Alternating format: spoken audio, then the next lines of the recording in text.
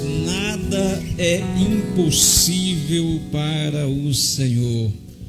Nós cremos, Deus é poderoso para fazer muito mais além daquilo que pedimos e além daquilo que pensamos. Que bom que você veio. Para você vir até a casa do Senhor, você fez uma escolha. Na nossa vida, nós fazemos muitas escolhas, né?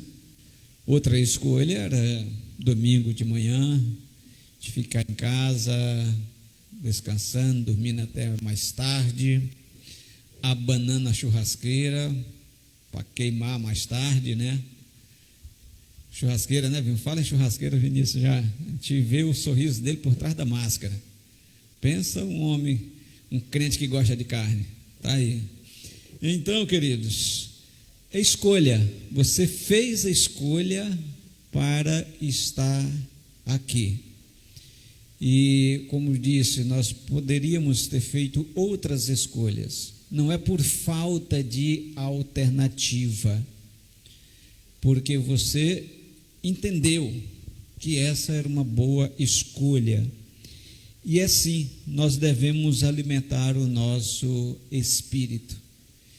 E quem dera alimentássemos o espírito com a mesma gana que a gente alimenta a carne, né? Falando em refeições aí, a gente faz aí no mínimo 3 refeições por dia, né? Se no dia que a gente está dentro de casa, direto, pode multiplicar aí por 3, vai dar umas 9, e por aí vai, né? E o Senhor disse assim: trabalhai, não pela comida que perece, mas pela comida que permanece para a vida eterna. Trocando em miúdos, alimente o seu espírito, fortaleça o seu espírito. E nós vamos ler 1 João capítulo 3, a partir do versículo 11. Vou dar um tempo para você encontrar esse texto e ter assim o privilégio de também acompanhar a leitura bíblica. 1 João capítulo 3, a partir do versículo 11. Este é o segundo culto de hoje. Tivemos aqui com um grupo de pessoas, começou o primeiro culto às 8 horas e fomos até às 9, e agora começando aqui a segunda celebração. 1 João capítulo 3, a partir do versículo 11, já encontrou? Amém? Diz assim: esta é a mensagem que vocês ouviram desde o princípio, que nos amemos uns aos outros. É uma mensagem antiga essa, que nos amemos uns aos outros. Esta é a mensagem que vocês ouviram desde o princípio. Continuemos a leitura, versículo 12. Não seja como Caim, que pertencia ao maligno e matou seu irmão. E por que o matou? Porque suas obras eram más e as de seu irmão eram justas. Meus irmãos, não se admire se o mundo os odeia. Sabemos que já passamos da morte para a vida, porque amamos nossos irmãos. Essa aqui eu vou repetir. Sabemos que já passamos da morte para a vida, porque amamos os nossos irmãos. Quem não ama, permanece na morte. Quem odeia seu irmão é assassino. E vocês sabem que nenhum assassino tem vida eterna em si mesmo. Nisto conhecemos o que é o amor.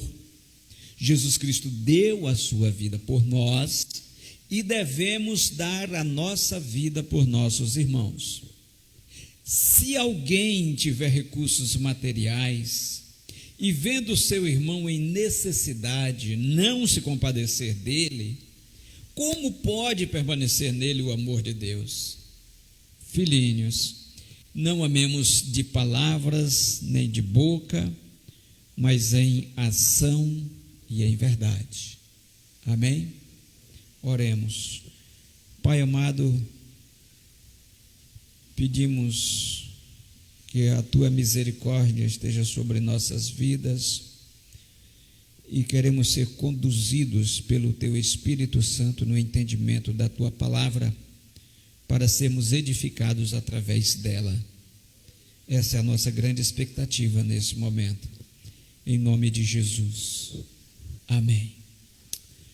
E é assim, cada vez que nós abrimos as Sagradas Escrituras, nós temos que fazer isso com uma ardente expectativa.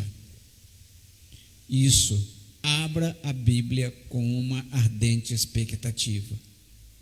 Que expectativa? Deus vai falar comigo. E aí, Deus fala de diversas maneiras. Pode ser uma palavra cheia de carinho, uma palavra de colo, de abraço, de cuidados, e pode ser uma palavra de correção. Mas a palavra de correção da parte de Deus é sempre feita com amor, porque a Bíblia diz que o pai corrige o filho a quem ele ama. O Senhor pode nos repreender, porque o Senhor quer que nos encontremos sempre no seu caminho. Deus de fato quer o melhor para nós. Muitas situações adversas aconteceram na história do povo de Israel, contada aqui na Bíblia, e muitas daquelas situações que aconteceram não era da vontade de Deus. Situações difíceis, tipo cativeiros, Israel ser tomada por outras nações. Isso não era a vontade de Deus para o povo de Israel.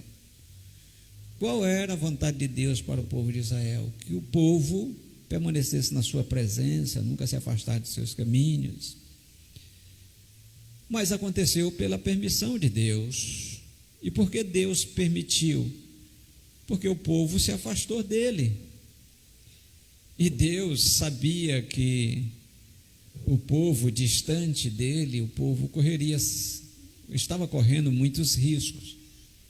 O profeta Isaías denunciou, dizendo assim: todos nós andávamos desgarrados como ovelhas, cada uma se desviava pelo seu próprio caminho.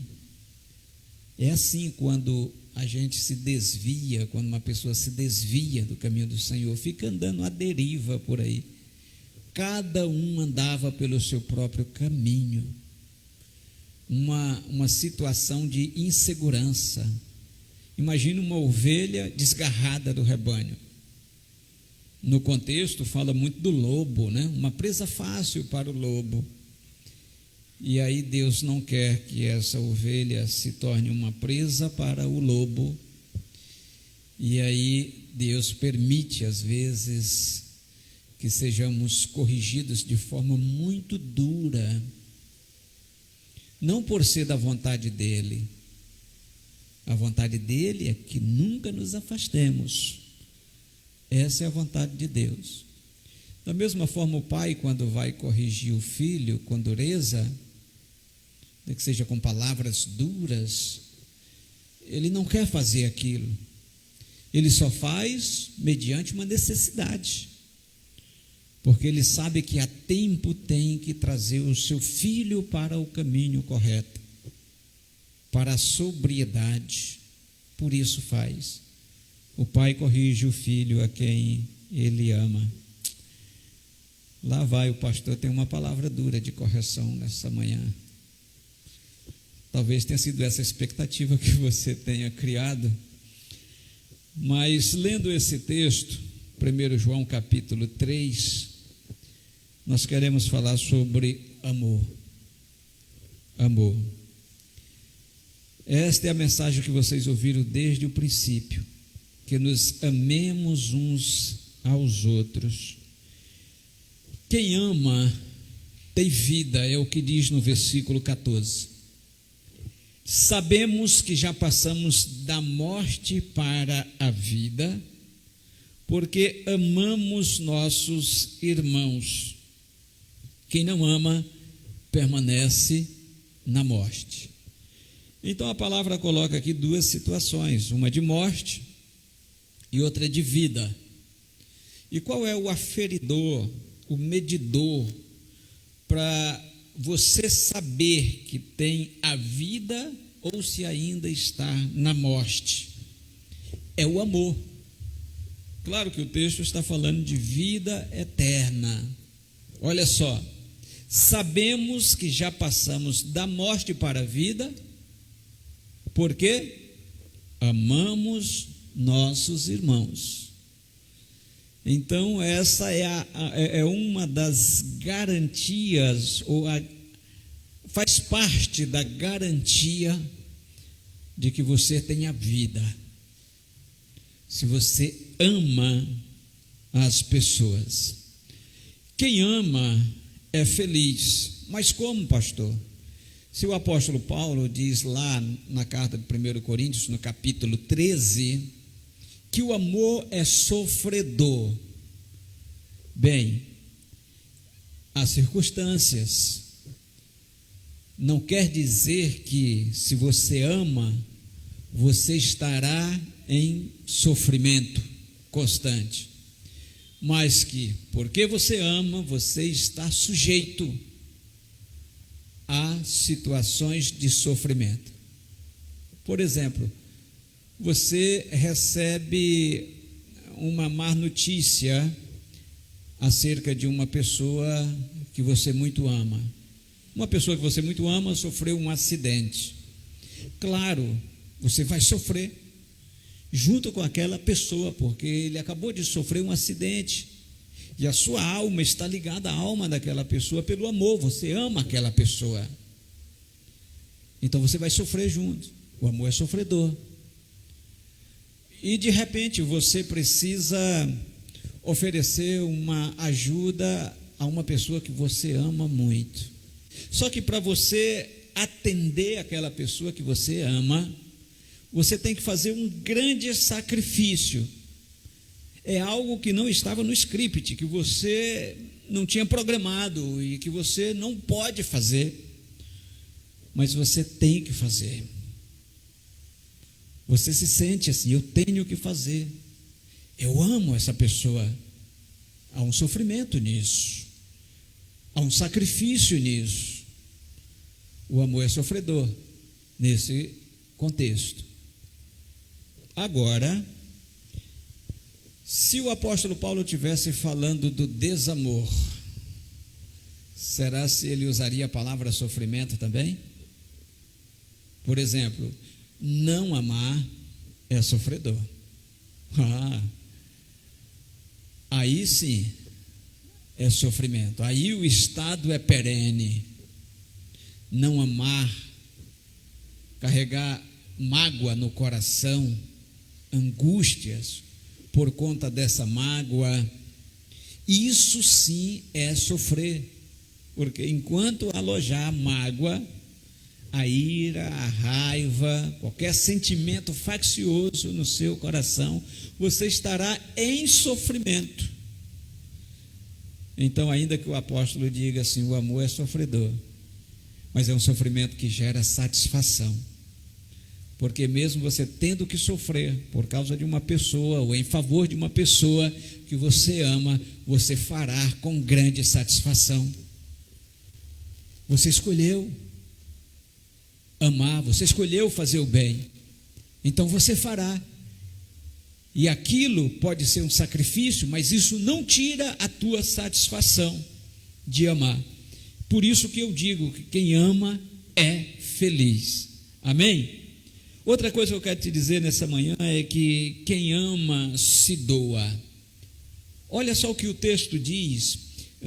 Nós estamos no texto base, é 1 João capítulo 3, o versículo 16. Na primeira parte do versículo diz assim: Jesus Cristo deu a sua vida por nós.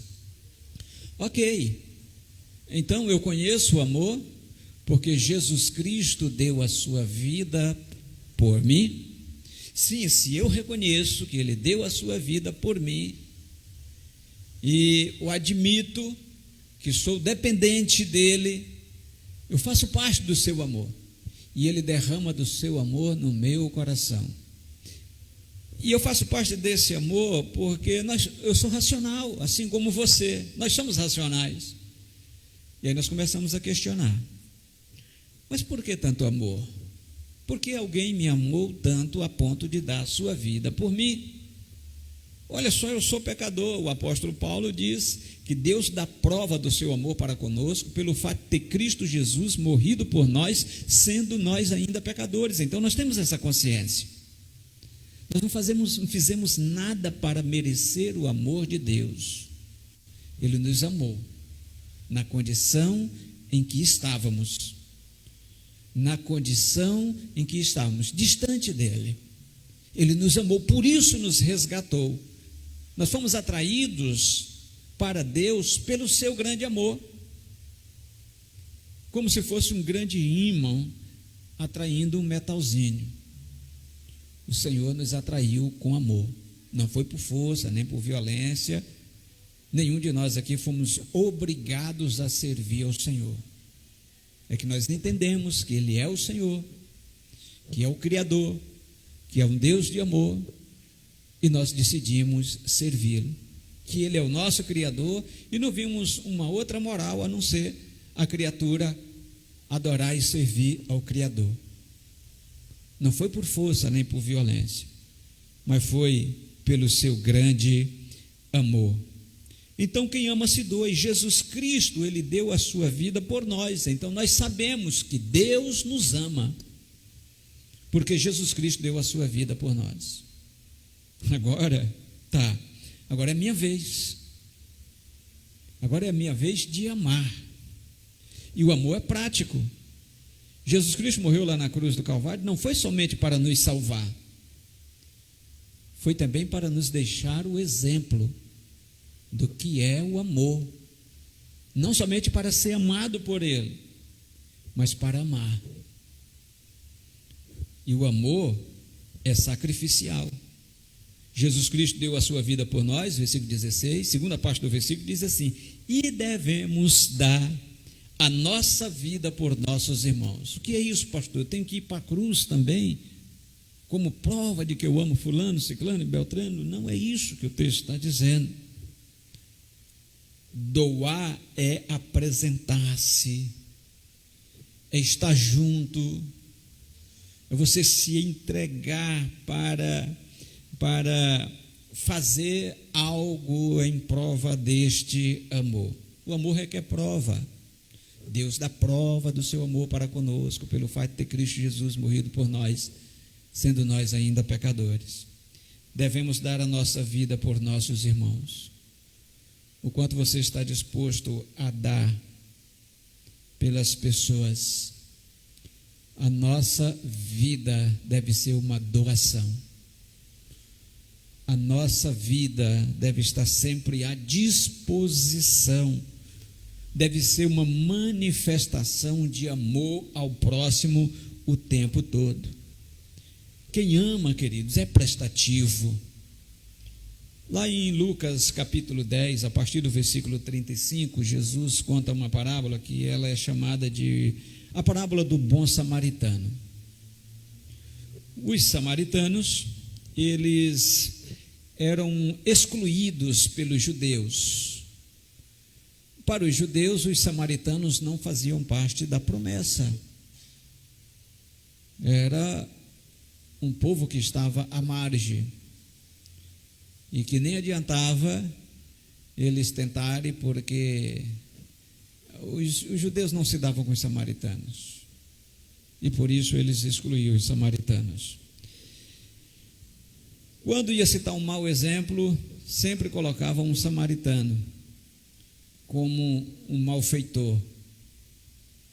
Sempre colocavam o samaritano. Os judeus faziam assim. Então Jesus Cristo, sendo judeu, ele fazia diferente. Ele pega a figura de um sacerdote e um viajante, salteadores, um samaritano, um sacerdote e um levita. A Bíblia diz que o comerciante, ele saiu em viagem de Jerusalém para Jericó. E ele caiu na mão dos assaltantes, que levaram tudo o que ele tinha e ainda o deixaram como morto. Depois passa ali um sacerdote por aquele caminho e percebe que ali na beira do caminho está um homem caído, ferido. Ele dá uma olhada e a Bíblia diz que ele passa de largo.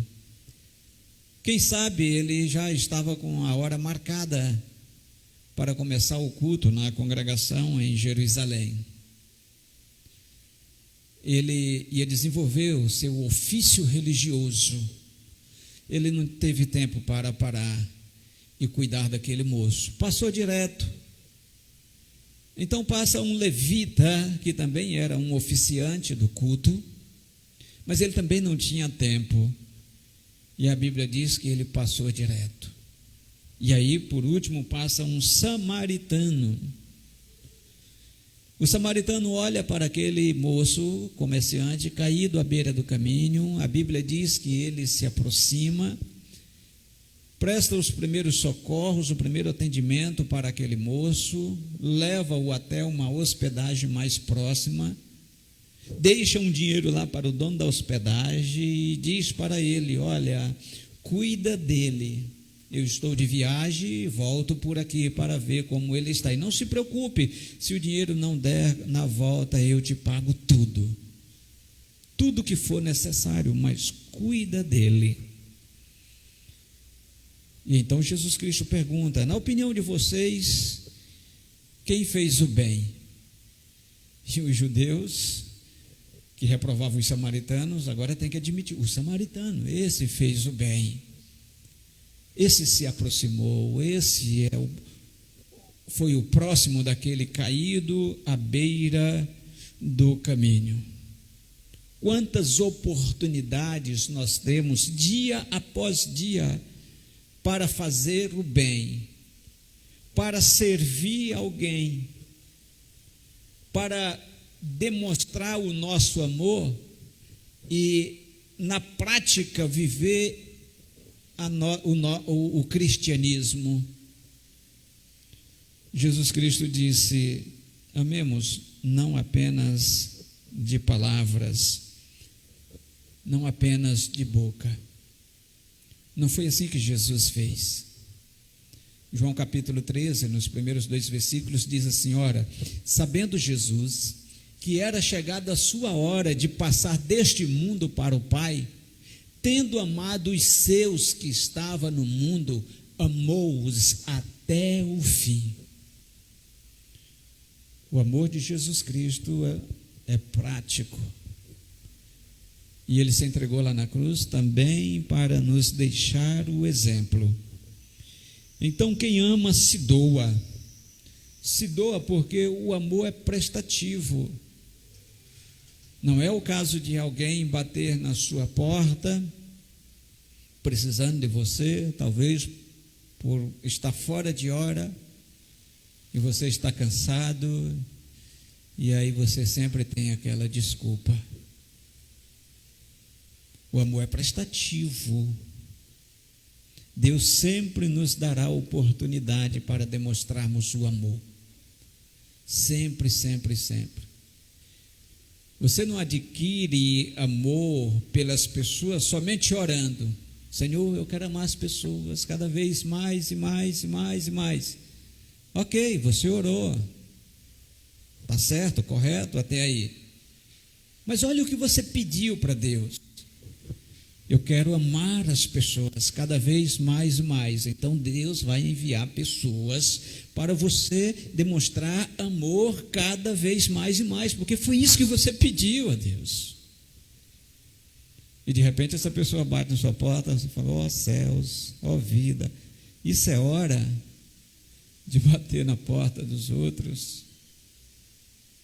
E de repente alguém está precisando de uma lata de óleo, 1 quilo de feijão. Aí você abre a sua despensa lá e diz: só tem 2. Eu acho que não dá até o dia do recebimento. Veja só, você tem 2, ele não tem nenhum. A barriga dele está roncando, a sua não. O Senhor está te dando a oportunidade de abençoar. Te dando a oportunidade de abençoar. Então, o profeta disse para a viúva: arruma uma refeição para mim. E a viúva disse: meu senhor, por Deus, eu só tenho um pouquinho de farinha na panela, um tiquinho de azeite na botina, na botija. Botina é para calçar, né? Na botija. E estou apanhando uns gravetos aqui e vou preparar para o meu filho. E depois disso nós vamos morrer. O profeta disse assim: foi Deus que me mandou aqui, e tu vai fazer primeiro para mim. Uau! Sabe o que a mulher guardou na sua mente? Não foi tu vai fazer primeiro para mim. O que a mulher guardou na sua mente é que um homem de Deus está na minha casa. Deus está aqui, Deus está me vendo. Deus mandou um homem dele aqui na minha casa. Ela foi lá e fez para o profeta. A Bíblia diz que Deus fez um milagre. A palavra diz assim: a farinha na panela não acabou e o azeite na botija não faltou. Deus fez a multiplicação. A multiplicação. Então não mete na sua cabeça e não aceita na sua cabeça aquela vozinha que vem assim e diz assim: olha, se você fazer o bem, você vai ficar sem. Deus não despreza aqueles que fazem o bem. Provérbios diz assim: lança o teu pão sobre as águas e dias depois o encontrará. Ou seja, faça o bem, faça o bem, faça o bem. Quando você precisar, você terá. Não faltará. Amém? É a lei da semeadura. Ninguém leva a pior por amar. Por isso que quem ama é feliz, queridos. Quem ama é feliz. Quem ama será socorrido na sua adversidade. Provérbio 17 diz assim: o amigo ama em todos os momentos. É um irmão na adversidade. O amigo ama em todos os momentos. E terá suas necessidades supridas. Quem ama, perdoa. Provérbio 17:9 diz assim: quem perdoa uma ofensa mostra que tem amor, mas quem fica lembrando o assunto estraga a amizade. Quem perdoa uma ofensa mostra que tem amor. Como tem pessoas sofrendo porque não conseguem perdoar. E quem sabe você tenha sido ofendido, criticado injustamente, e você de repente ficou muito magoado, e essa mágoa gerou amargura na tua alma. Costumo dizer que a amargura é sabor amargo na alma. Por causa do quê? Por causa da ofensa. Aí você não consegue perdoar a pessoa. Às vezes até esquece a ofensa, mas depois você lembra de novo. Isso é ressentimento. Quando você lembra, é como se a ofensa estivesse acontecendo naquele momento. É como se você tivesse, a ofensa é como se você tivesse caído, um exemplo, e aí você arranha o cotovelo. Aquele cotovelo ficou em carne viva. Há uma ofensa ali, uma ferida ali. Ficou uma ferida. Então você passa os remédios para sarar aquela ferida, e aí vai criando aquela casquinha, está sarando. Quando está sarando, você vai passar numa porta e bate o cotovelo ali. Magoou. Aí você sentiu de novo. E porque magoou, fica mais difícil agora curar do que da primeira vez. O ressentimento é isso, é você sentir de novo. Tocou na ferida de novo. Aí você sente toda a dor novamente. E agora, para curar, vai ser mais trabalhoso a cura agora do que a ofensa original. O ressentimento só faz mal para quem aloja-o no coração. O ressentimento gera amargura. O ressentimento traz problemas, é um problema emocional e pode trazer problemas físicos também. Tudo por falta de perdão. A palavra de Deus nos diz que quem perdoa uma ofensa mostra que tem amor. Além de você ser beneficiado em perdoar a ofensa, porque você vai se livrar daquele ressentimento, da mágoa e do ressentimento, você vai viver melhor, porque você vai viver sem a mágoa, sem o ressentimento. Você ainda dá prova de amor, porque é o que a palavra diz: quem perdoa uma ofensa mostra que tem amor. Em Mateus capítulo 5, versículo 46, assim: se você ama somente aqueles que os amam, por que esperam que Deus lhe dê alguma recompensa? Porque se você ama somente aqueles que lhe amam, então você já está tendo a recompensa, que é o amor da pessoa. Ou de repente você só o ama porque ele te ama, né? Então é como se o amor fosse uma troca, uma moeda de troca, e não é isso. Costumo eu dizer que o amor não é nem mesmo um sentimento, o amor é uma virtude. O sentimento pode fazer parte do amor, mas não é o amor em si, o amor é uma virtude. Por exemplo, se alguém toca com uma agulha no seu braço, você sente. Só toca. Tirou a agulha, você deixou de sentir. O amor não é isso. O que você sente, deixa de sentir. O apóstolo Paulo diz em 1 Coríntios capítulo 13 que o amor jamais acaba. O amor não acaba. Não é algo que você sente e deixa de sentir. Por isso que às vezes eu acho cômico quando as pessoas, principalmente às vezes quando chega um jovem, né? Começou a namorar, começaram a namorar ontem, né? Aí hoje já está lá, você vai lá nas redes sociais, é love para tudo quanto é lado, né?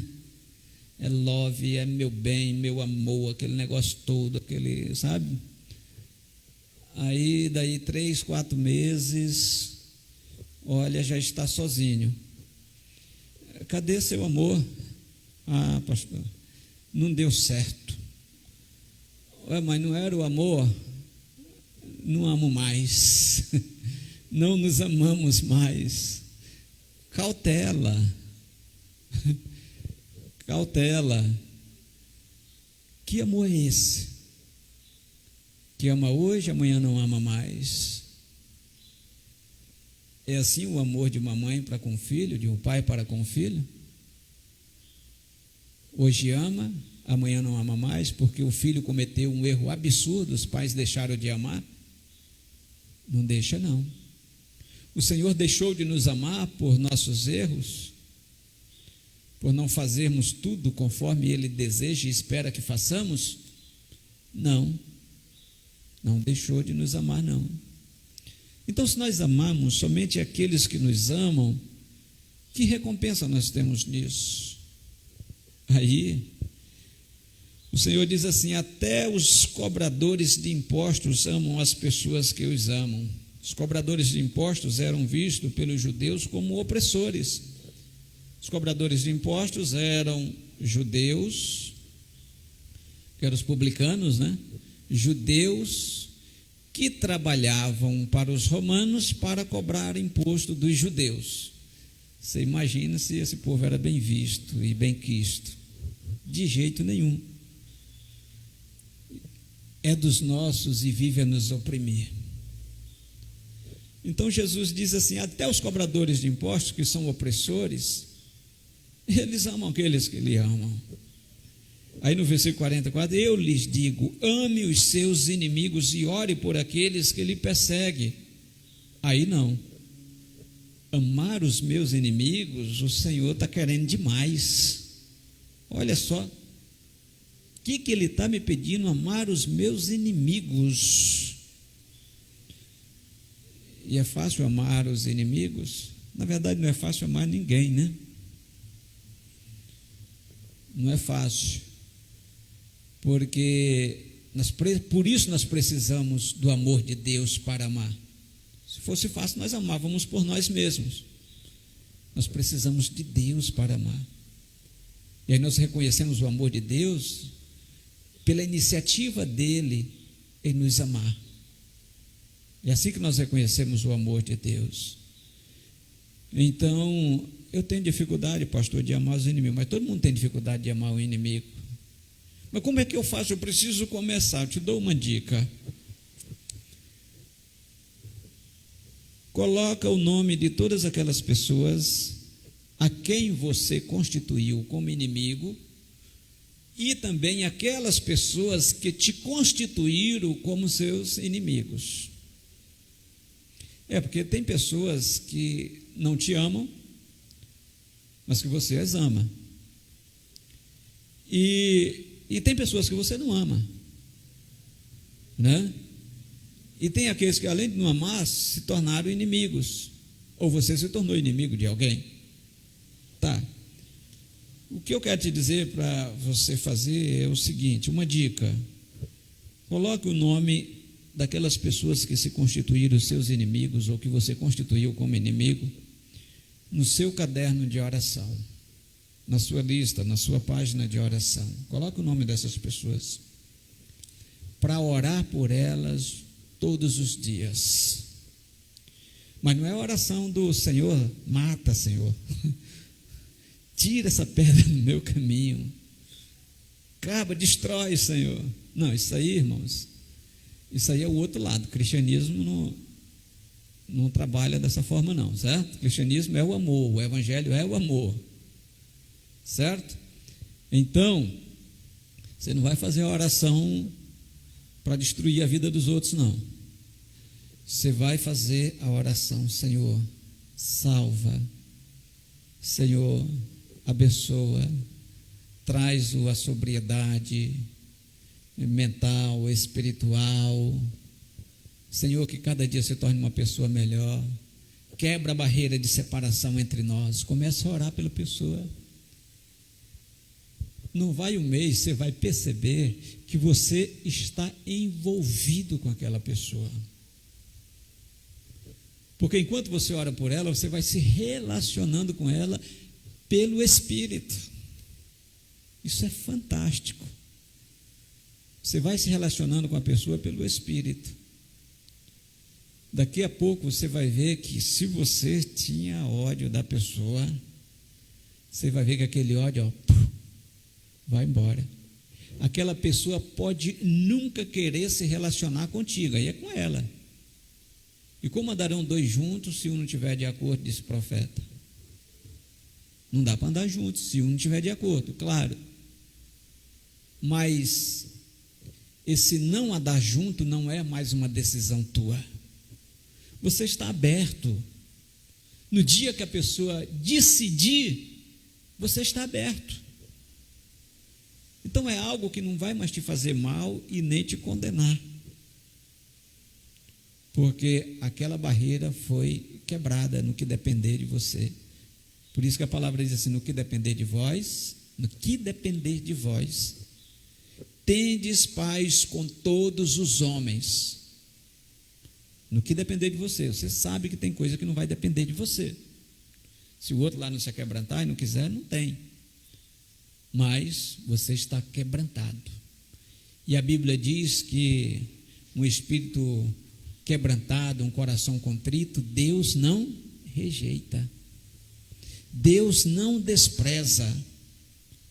Então, queridos, a palavra do Senhor nos instrui a amar dessa forma, amar até os nossos inimigos, orar por aqueles que nos perseguem. 1 Pedro capítulo 2, versículos 21 a 24, diz assim: para isso vocês foram chamados, pois também Cristo sofreu no lugar de vocês, deixando exemplo para que sigam os seus passos. Lembra quando eu disse que Cristo morreu na cruz? Não foi somente para nos salvar, mas também para nos deixar um exemplo de como devemos amar o próximo.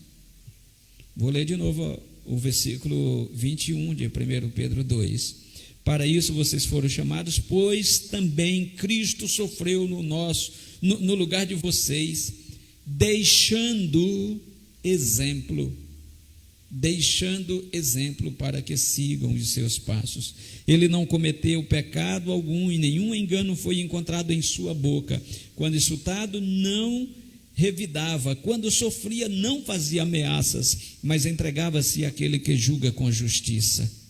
Ele mesmo levou em seu corpo os nossos pecados sobre o madeiro, a fim de que morrêssemos para os pecados e vivêssemos para a justiça. Por suas feridas vocês foram curados. Não retribuam mal com mal, nem insulto com insulto. Ao contrário, bendigam.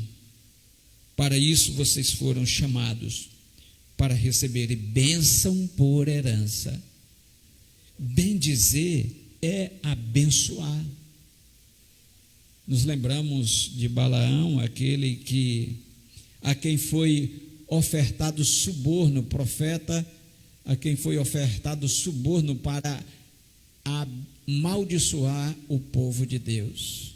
E aquilo, no seu coração, ele já havia recebido o suborno, ainda que não tivesse tomado posse da espécie, mas no seu coração ele já tinha recebido o suborno. Então ele está montado numa jumenta, indo por um caminho, com a intenção de amaldiçoar o povo de Deus, quando de repente o Senhor coloca um anjo com espada de fogo no meio do caminho e não deixa ele passar. A jumenta viu o anjo e ele não viu, tanto que ele estava distante de Deus. Mais jumento do que a jumenta, né? O animal viu e ele não. Até que a jumenta falou. Quando a jumenta falou, aí ele caiu em si. E aí ele entende que não pode amaldiçoar aquilo que Deus abençoou. O Senhor, Ele nos levantou para abençoar. Bendigam, não maldigam. Bendiga. Muito cuidado com difamações. Muito cuidado com calúnia. Não foi para isso que você foi levantado. Da boca que profere bênçãos, não pode proferir maldições, disse Tiago, o apóstolo. Como que a mesma língua que profere bênção vai proferir maldição? Você foi levantado para abençoar. Tenha muito cuidado quando você for falar um tiquinho assim de uma pessoa. Mesmo que seja verdadeiro, mas é edificante, se não for, não fale. Cuidado.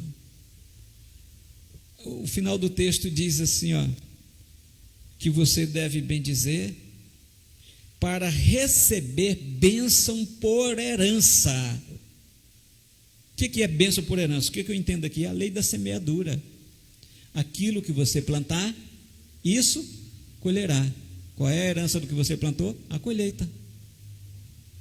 Então você quer receber bênção por herança? Plante bênção, semeia bênção, não perca a oportunidade de fazer o bem.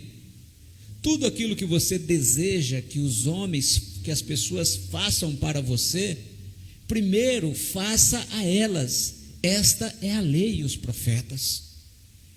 É assim que nós aprendemos nas Sagradas Escrituras. Quer que alguém te faça o bem? Faça para eles. Faça para eles e viva a sua vida tranquilo. Um dia, precisando, Deus levantará alguém, às vezes improvável, para abençoar a sua vida. Quando o salmista disse assim: fui moço, agora sou velho, nunca vi desamparado o justo, nem a sua descendência, Senhor, mendigando o pão. Nós somos desafiados a viver o amor, a praticar o amor. Gostaria que você ficasse de pé nesse momento. Nós dissemos que quem ama tem vida. Quem não ama ainda está na morte. Quem não ama não tem relacionamento com Deus. Por que não? Porque Deus é amor. Quem ama é feliz, mesmo que seja difícil às vezes, mas ele faz com contentamento. Quem ama se doa, é prestativo.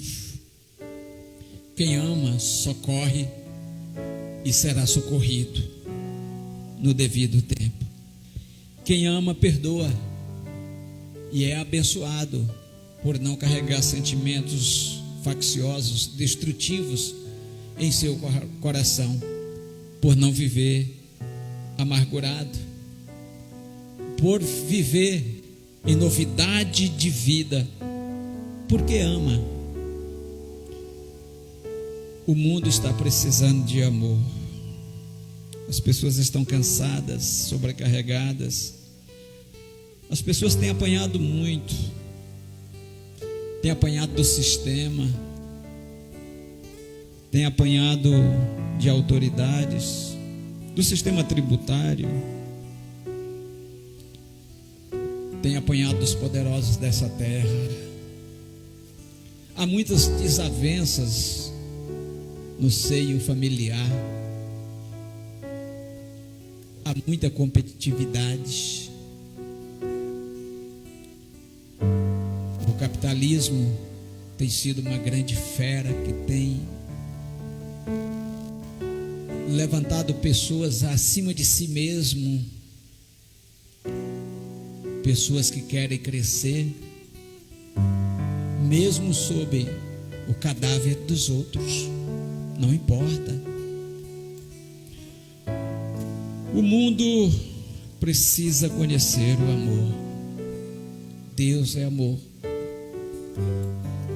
E Deus conta com a sua igreja. A igreja precisa fazer a diferença nesse tempo. Você faz parte dessa igreja, você é cristão. Não há cristianismo sem amor. Não existe. Não existe. Os verdadeiros cristãos não são aqueles que estão arrolados na membresia da igreja, ou não são somente por estar arrolados numa membresia de uma igreja, por abrir a boca e se autodeclarar cristão. O verdadeiro cristão é aquele que ama. O cristianismo é prático. Cristianismo e amor é uma coisa só. Você é cristão? Então você está disposto a colocar no altar do Senhor todo e qualquer sentimento faccioso que porventura esteja no seu coração, que esteja deixando amargurado e com relacionamentos quebrados.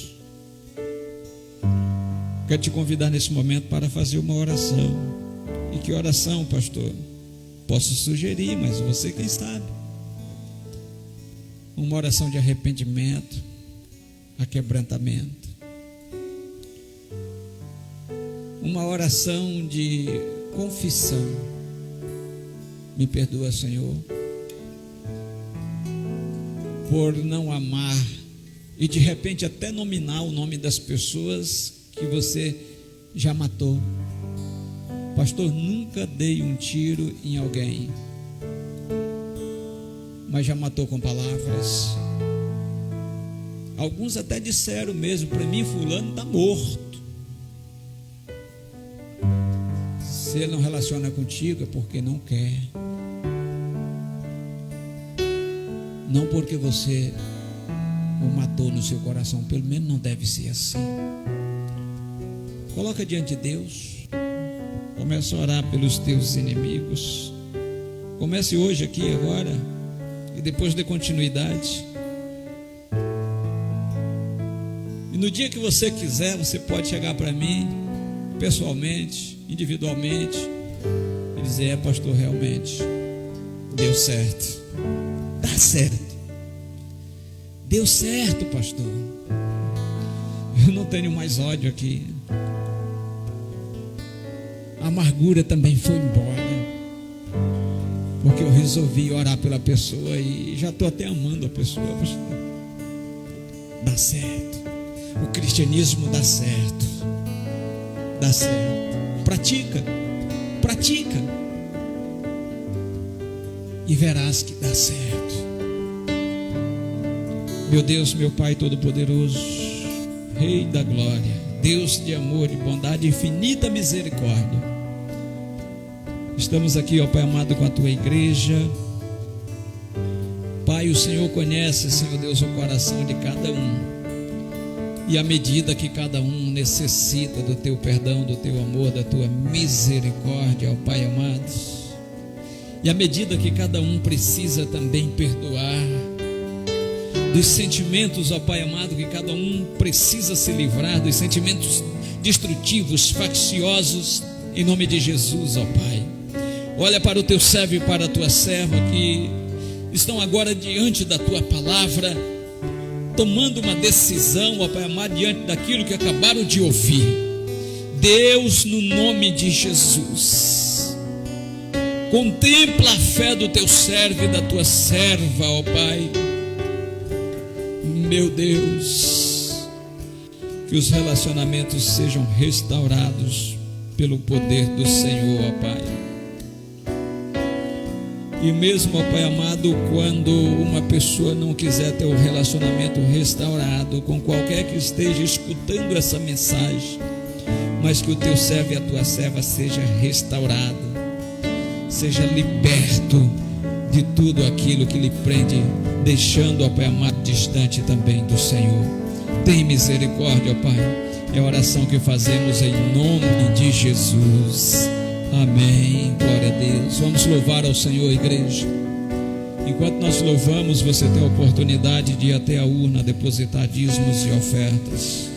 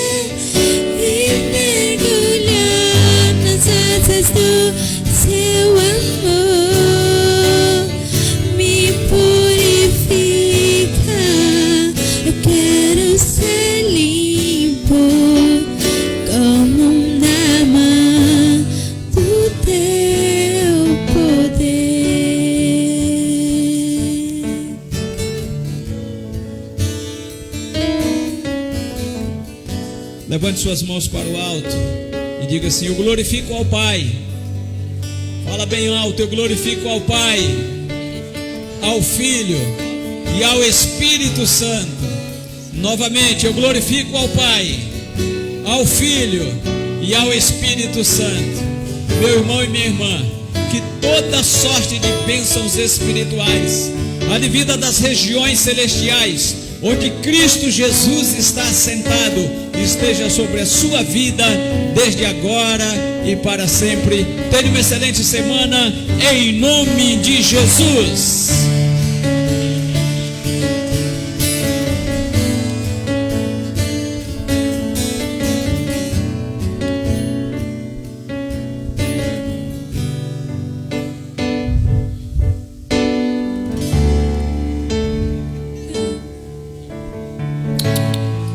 Os varões, por gentileza, ajudar a guardar a mobília ali na terceira sala. Vamos colocar as cadeiras lá no finalzinho da sala, senão não cabe todas aí. Por favor.